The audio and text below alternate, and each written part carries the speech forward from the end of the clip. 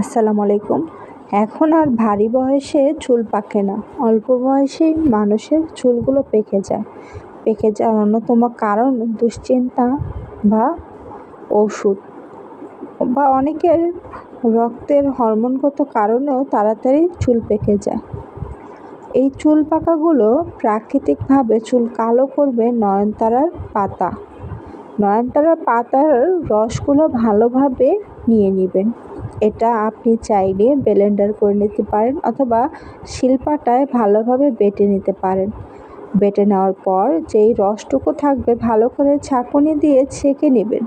তারপর যেই তেল মাথায় ব্যবহার করেন সেই তেলের সাথে এই নয়নতারা গাছের পাতার রসগুলো খুব ভালোভাবে মিশিয়ে অন্তত সপ্তাহে একবার করে মাথায় ব্যবহার করুন।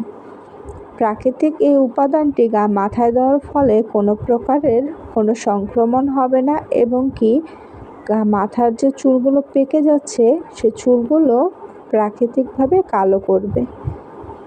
দেখুন, রাস্তার ধারে পড়ে থাকা ফুল, সেই ফুল যে এতটা গুণবতী একটি ফুল যা বলার বাইরে।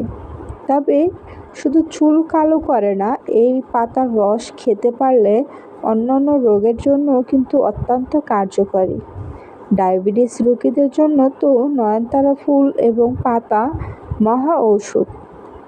আপনারা চাইলে আপনাদের চুলগুলো সহজেই কালো করতে পারবেন নয়নতারা পাতার রস দিয়ে।